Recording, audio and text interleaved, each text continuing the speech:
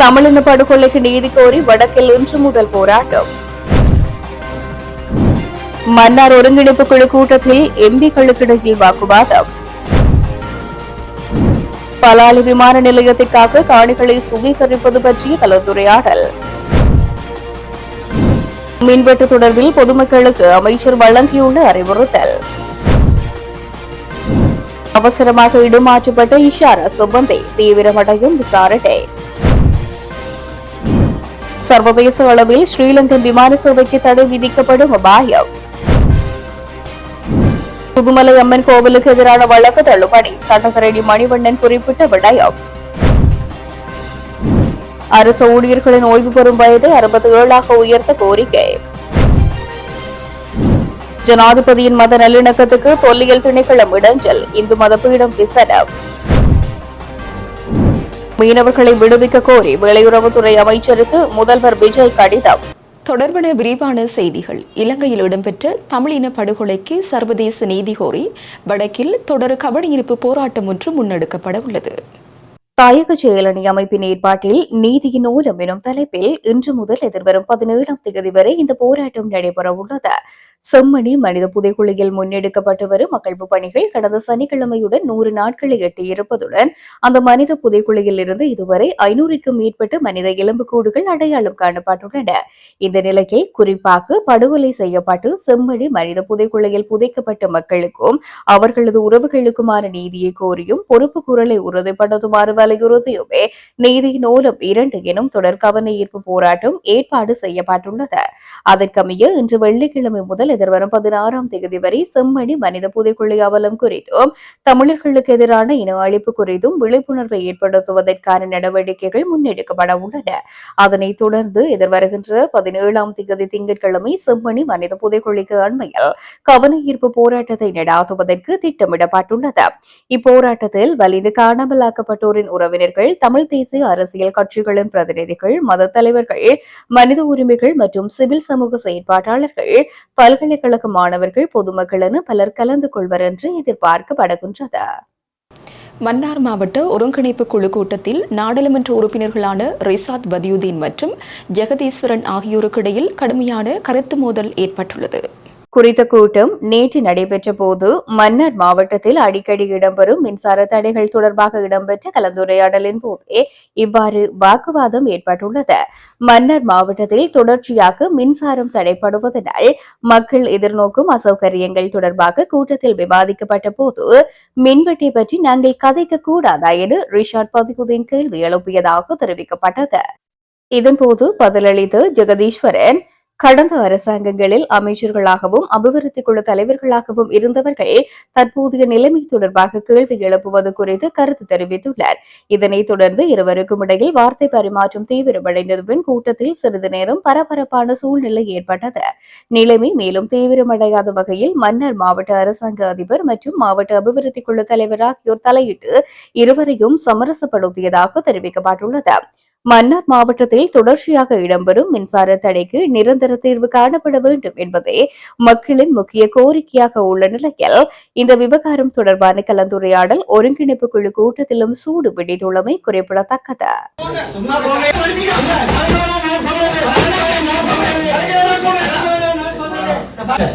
அந்த விஷயத்தை தான் நான் சொன்னேன்.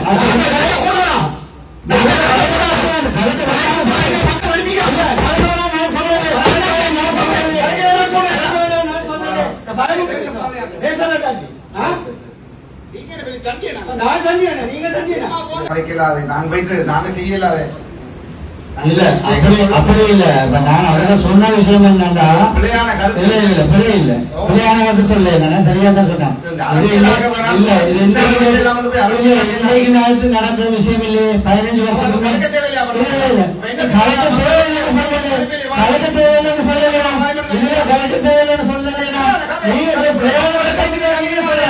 உங்களுக்கு வாசியா நீங்க நீங்க 15 வருஷம் நீங்க டிசிசி ஆகணும். 15 வருஷமா நீங்க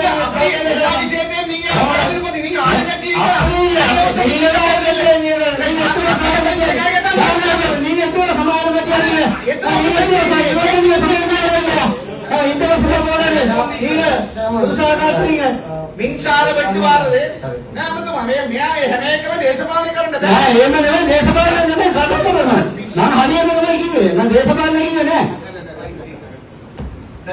අපිට ළමයි ඉන්නවානේ අධ්‍යාපන ප්‍රශ්නයක් තියෙනවා කියලා මේ ලයිට් කපනකොට අපි ඒවා එමතිවරයාට කියන එක වැරදිද නෑ වැරදි කියලා කිව්වේ නෑ වැරදි කියලා කිව්වේ නෑ මම වැරදි කියලා කිව්වේ නෑ ඒ මේ ප්‍රශ්නේ උත්තර මේ ඉස්සර කතා කරන්නේ හදුවනේ කියලා තමයි ආවේ ඉතින් ඒක කිව්වේ නෑ මම கிவா கலந்து இந்த விடயம் சம்பந்தமாக உயர் மட்டங்களும் இல்ல அமைச்சர் கிளர்ச்சி அமைச்சர் இல்ல எல்லாருக்கும் சொல்லி இப்ப அதுக்கு அந்த நடவடிக்கை வந்து அது வேற விஷயம் அலையில வந்த காலம் உங்களுக்கு தேவையில்லை அலையிலயோ மலையிலோ வந்துதானே கொஞ்சம் விரும்ப என்னடா இதுக்கு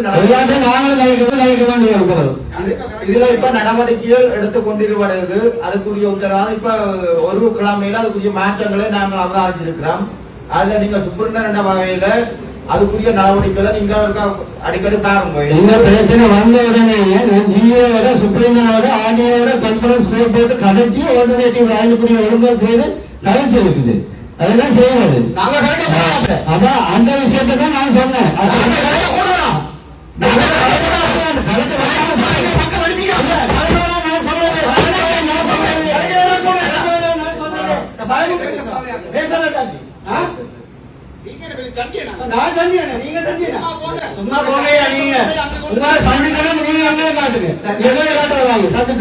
அடுத்த இதுக்கு போவோம் ஜனாதிபதி செயலகத்துக்கு கிடைக்கப்பட்ட ஒரு பலாலி விமான நிலையத்திற்காக பொதுமக்களின் காணிகளை அரசாங்கம் சுவீகரிப்பது பற்றிய கலந்துரையாடல் நாடாளுமன்ற உறுப்பினர்களின் பங்கு பெற்றுதலுடன் நேற்று இடம்பெற்றது. மயிலட்டி வடக்கு கிராம அபிவிருத்தி சங்க கட்டட தொகுதியில் காணி உரிமையாளர்களுக்கும் நாடாளுமன்ற உறுப்பினர்களான கஜேந்திரகுமார் பொன்னம்பலம் மற்றும் சிவஞானம் ஸ்ரீதரன் ஆகியோருக்கு இடையில் இடம்பெற்றது. இதன்போது கடந்த 4ஆம் தேதி தெல்லிப்பள்ளி பிரதேச செயலகத்தில் நடைபெற்ற நஷ்ட ஈடு வழங்கும் கூட்டத்தில் தமக்கு தமது காணிகள் வேண்டும் என்றும் தேவையான காணிகளை பெறுவதை முறையாக தெரிவிக்க வேண்டும் என்றும் மக்கள் கோரினர். பலாலி விமான நிலையத்துக்கு என 3 கட்டு ஓடுதளங்களுக்கு தேவையான 444 ஏக்கர் பொதுமக்களின் காணிகள் ஏற்கனவே 1985ஆம் ஆண்டு காலப்பகுதியில் வழங்கப்பட்டுள்ளது. குறித்த காணிகள் விமான நிலையத்தினை விஸ்தரிப்பதற்கு போதுமானதாக காணப்படுகின்றது. அடுத்த ஆண்டுக்கு தேவையான நிலக்கரியை கொள்முதல் செய்வதற்கான நடவடிக்கைகள் முழுமையாக நிறைவடைந்துள்ளதாகவும் நாட்டில் மின்வெட்டு இடம்பெறாது என்றும் எரிசக்தி அமைச்சர் அனுர கருணாதிலக்க தெரிவித்துள்ளார். செப்டம்பர் முதல் வாரத்தில் இருந்து புதிய நிலக்கரி கப்பல்கள் நாட்டை வந்தடையும் என்று எதிர்பார்க்கப்படுவதாக அவர் கூறியுள்ளார். எதிர்க்கட்சியைச் சேர்ந்த சிலர் கூறும் இதுபோன்ற அறிக்கைகளால் பொதுமக்கள் தேவையற்ற முறையில் பீதியடைய வேண்டாம் என்றும் அமைச்சர் கூறியுள்ளார். மேலும் அடுத்த ஆண்டு காற்றாலைகள் மூலம் 400 கிலோவாட் மின் உற்பத்திகள் தேசிய மின் கட்டமைப்புடன் இணைக்கப்பட உள்ளதாகவும் தெரிவித்துள்ளார். தற்போது நாட்டின் மின்சார தேவையில் 48% அனல் மின் உற்பத்தி மூலம் பூர்த்தி செய்யப்படுவதாகவும் மின் உற்பத்தி பற்றாக்குறை காரணமாக இந்த ஆண்டு மின்வெட்டு ஏற்படாது என்றும் அமைச்சர் பொதுமக்களுக்கு உறுதியளித்துள்ளார். கனிமுள்ள சஞ்சீவ கொலை வழக்கில் தொடர்புடைய பிரதான சந்தேக நபரான இசார சவந்தி அங்குணகுல பெலச சிறைக்கு மாற்றப்பட்டுள்ளதாக சிறை வட்டாரங்கள் தெரிவிக்கின்றன. நேற்றிரவு அவர் பெலிக்கடை சிறைச்சாலையில் இருந்து அங்குணுகொல பெலச சிறைக்கு மாற்றப்பட்டுள்ளதாக தெரிவிக்கப்படுகின்றது. சக்தி வாய்ந்த போதைப்பொருள் கடத்தல்காரரான கணேமுள்ள சஞ்சீவவை சுட்டுக் கொள்வதற்கு சதித்திட்டம் தீட்டிய குற்றத்துக்காக இஷாரா சவந்தே கடந்த ஆண்டு பிப்ரவரி 19ஆம் தேதி கைது செய்யப்பட்டார். இந்நிலையில் கணேமுள்ள சஞ்சீவ கொலை வழக்கின் முக்கிய சந்தேக நபர்களில் ஒருவரான இஷாரா சவந்தே உட்பட 5 பேர் சிறப்பு போலீஸ் குழுக்களினால் நேபாளத்தில் வைத்து கைது செய்யப்பட்டனர். குற்றப்புலனாய்வு திணைக்கள அதிகாரிகள் மற்றும் நேபாள போலீசாரின் கூட்டு நடவடிக்கையில் இவர்கள் கைது செய்யப்பட்டனர். பயங்கரவாத தடுப்புச் சட்டத்தின் கீழ் கொழும்பு குற்றப்பிரிவில் இவர் தடுத்து வைக்கப்பட்ட பின்னர் அவரிடம் விசாரணை நடத்தப்பட்டு நீதிமன்றில் முன்னிலைப்படுத்தப்பட்டார். இந்நிலையில் குறித்த வழக்கு தொடர்பான விசாரணை 10ஆம் தேதி நீதிமன்றத்தில் எடுத்துக் கொள்ளப்பட்டு அவரை ஆகஸ்ட் 21ஆம் தேதி வரை விளக்கமறியலில் வைக்குமாறு கொழும்பு மேலதிக நீதிவான் உத்தரவிட்டார். சர்வதேச அளவில் ஸ்ரீலங்கன் விமான சேவைக்கு தடை விதிக்கப்படும் கடுமையான அபாயம் ஏற்பட்டுள்ளதாக சிவில் செயற்பாட்டாளர் தினேஷ் டி அல்விஸ் தெரிவித்துள்ளார். சர்வதேச அளவில் மேற்கொள்ளப்பட்ட விசாரணை ஒன்றின் அடிப்படையிலேயே இந்த ஆபத்து ஏற்பட்டுள்ளதாக அவர் குறிப்பிட்டுள்ளார். சிவில் விமான சேவைகள் அதிகார சபையில் இடம்பெற்றுள்ளதாக கூறப்படும் பல்வேறு முறைகேடுகள் தொடர்பில் இந்த விசாரணைகள் முன்னெடுக்கப்படுகின்றது. ICAO அல்லது ICAO என்று அழைக்கப்படுகின்ற சிவில் விமான சேவையின் அதாவது சிவில் ஏவியேஷன் ஆர்கனைசேஷன் எனப்படும் அமைப்பொன்று ஸ்தாபிக்கப்பட்டுள்ளது. அது ஸ்தாபிக்கப்படுவது உலகத்தில் விமான போக்குவரத்துகள் வளர்ச்சியடையும் போது அதில் உள்ள அதிகார பலத்தை ஒரு இடத்துக்கு மையப்படுத்தி அதன் நிபந்தனைகளுக்கு இணங்க உலகின் அனைத்து விமானங்களையும் கையாளுவது அதன் எதிர்பார்ப்பாகும். எனவே நாமும் அதில் ஓர் உறுப்பு நாடாக இருக்கின்றோம். நாமும் அதன் சட்டத்திட்டங்களுக்கு இணங்க செயல்பட வேண்டும். இந்த தணிக்கை உலகளாவிய ரீதியில் மேற்கொள்ளப்படுகின்றது. ஒவ்வொரு நாட்டிலும் இது 5 ஆண்டுகளுக்கு ஒரு முறை மேற்கொள்ளப்படுகின்றது. ஒவ்வொரு நாட்டிலும் இதுபோன்று அந்தந்த நாட்டின் சிவில் விமான சேவை குறித்த பிரமாணங்களுடன் இருக்கின்றதா, அது சட்டபூர்வமாக பேணப்படுகிறதா என்பது குறித்து ஒவ்வொரு நாட்டிலும் அவர்கள் தணிக்கை ஒன்றை நடாத்துகிறார்கள். அடுத்த ஆண்டிற்கான தணிக்கையின் முதற்கட்ட பணிகள் இடம்பெற்றுள்ளன. இதன் மூலம் ஸ்ரீலங்கன் விமான சேவையும் தணிக்கை செய்யப்பட்டுள்ளது. அதில் சில முறைகேடுகள் கண்டறியப்பட்டுள்ளது. மேலும் தணிக்கை சோதனையில் ஸ்ரீலங்கன் விமான சேவை தோல்வியடைந்துள்ளது. இந்த நிலையிலேயே சர்வதேச அளவில் ஸ்ரீலங்கன் விமான சேவைக்கு தடை விதிக்கப்படும் கடுமையான அபாயம் உள்ளதாக அவர் தெரிவித்துள்ளார். திருகோணமலை மாவட்டத்தில் கடல் தொழில் துறை சார்ந்த பிரச்சினைகள் மற்றும் அவற்றுக்கான சாத்தியமான தீர்வுகள் தொடர்பான மாவட்ட அபிவிருத்தி குழு கூட்டம் நேற்றைய தினம் திருகோணமலை மாவட்ட செயலக பிரதான மாநாட்டு மண்டபத்தில் நடைபெற்றது. குறித்த கூட்டம் மாவட்ட செயலர் WGH ஹேமந்தகுமாரவின் ஒருங்கிணைப்பில் கடற்தொழில், நீரியல் மற்றும் கடல் வளங்கள் அமைச்சர் ராமலிங்கம் சந்திரசேகர் தலைமையில் நடைபெற்றது. இதில் திருகோணமலை மாவட்ட ஒருங்கிணைப்பு குழுவின் தலைவரும் வெளிவிவகார மற்றும் வெளிநாட்டு வேலைவாய்ப்பு பிரதி அமைச்சருமான அருண் ஹேமச்சந்திர மற்றும் திருகோணமலை மாவட்ட நாடாளுமன்ற உறுப்பினர் ரோஷான் அக்மிமெனு ஆகியோர் கலந்து கொண்டு கடற்தொழிலாளர்கள் எதிர்கொள்ளும் பல்வேறு சவால்கள் மற்றும் தேவைகள் குறித்து தங்கள் கருத்துக்களை முன்வைத்தனர். கூட்டத்தின் தொடக்கத்தில் இந்நிகழ்வு நோக்கம் மற்றும் இதன் மூலம் எதிர்பார்க்கப்படும் பெறுபேறுகள் குறித்து அமைச்சர் ராமலிங்கம் சந்திரசேகர் விரிவாக விளக்கம் அளித்தார். அதனைத் தொடர்ந்து கடந்த மாவட்ட கடற்தொழிலாளர் ஒருங்கிணைப்பு குழு கூட்டத்தில் முன்வைக்கப்பட்ட பிரச்சினைகளுடன் தற்போதைய முன்னேற்றம் குறித்து விரிவாக ஆராயப்பட்டது.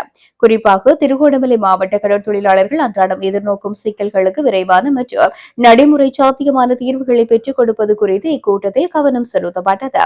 இந்த கூட்டத்தில் கடற்தொழில், நீரியல் மற்றும் கடல் வளங்கள் அமைச்சரின் செயலாளர், திருகோணமலை மாவட்ட மீன்பிடி கூட்டுத்தாபன அதிகாரிகள், பிரதேச செயலாளர்கள், மாவட்ட மீன்பிடி சங்கங்களின் பிரதிநிதிகள் உள்ளிட்ட பலர் கலந்து கொண்டிருந்தமை குறிப்பிடத்தக்கது. சுதுமலை அம்மன் கோவிலுக்கு எதிராக தாக்கல் செய்யப்பட்டுள்ள வழக்கு தள்ளுபடி செய்யப்பட்டிருந்தாலும் அதனுடைய வரலாற்று முக்கியத்துவத்தை பாதுகாப்பதற்காக தொடர்ந்து முன்னிற்பேன் என்று சட்டத்திரணியும் தமிழ் மக்கள் கூட்டணியினுடைய துணை பொதுச் செயலாளருமான விஸ்வலிங்கம் மணிவண்ணன் தெரிவித்துள்ளார்.